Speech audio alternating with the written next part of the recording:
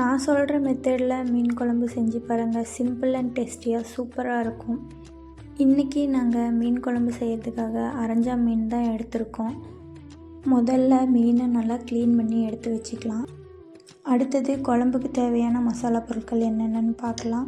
3 தக்காளி, 20 சின்ன வெங்காயம், 10 பல் பூண்டு, 1 கைப்பிடி கடலை, 1 கைப்பிடி கொத்தமல்லி, கொஞ்சமாக மஞ்சள் தூள், 1 ஸ்பூன் சீரகம், 1 ஸ்பூன் சோம்பு, 2 பட்டை, 10 காஞ்ச மிளகாய், 1/4 மூடி தேங்காய், லெமன் சைஸ் அளவுக்கு புளி. இது எல்லாத்தையும் நம்ம ராவாகவே அரைச்சி எடுத்துக்க போகிறோம்.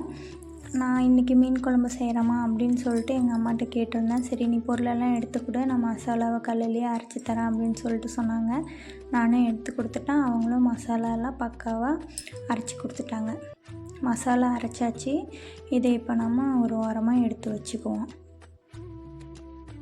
நீங்கள் மசாலாவுக்கு சேர்க்குற மிளகாயோட அளவு அதோட காரத்தை பொறுத்து நீங்கள் கூட குறைச்சி சேர்த்துக்கலாம்.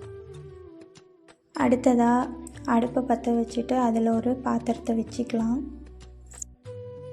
அதில் ஒரு 2 டேபிள் ஸ்பூன் அளவுக்கு எண்ணெய் சேர்த்துக்கலாம். அடுத்ததாக எண்ணெய் காஞ்ச உடனே அதில் 1 டீஸ்பூன் கடுகு, 1 கொத்து கருவேப்பிலை, 1 பெரிய வெங்காயம் சேர்த்து நல்லா வதக்கிக்கலாம்.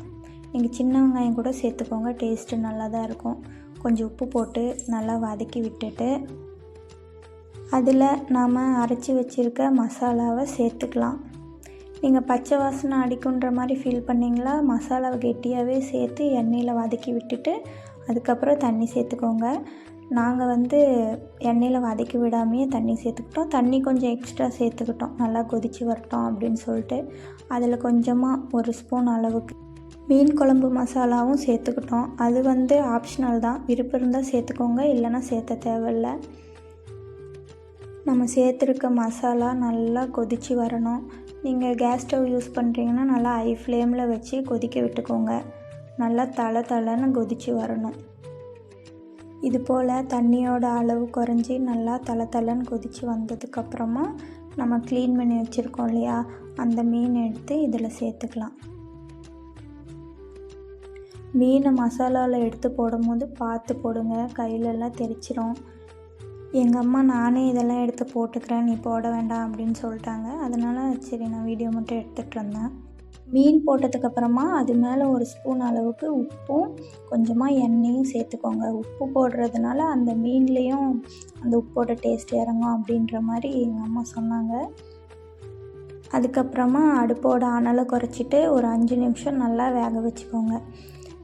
குழம்பு நல்லா வெந்துருச்சு.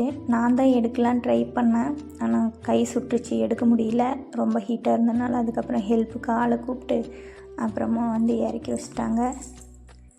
இறக்கி வச்சதுக்கப்புறமா கடைசியாக 1 கொத்து கருவேப்பிலையும் தூவி விட்டுக்கிட்டோம். வாசனை உண்மையிலேயே நல்லாயிருக்கும். கொத்தமல்லியை விட கருவேப்பிலை தூவினீங்களா வாசனை சூப்பராக இருக்கும். ட்ரை பண்ணி பாருங்கள்.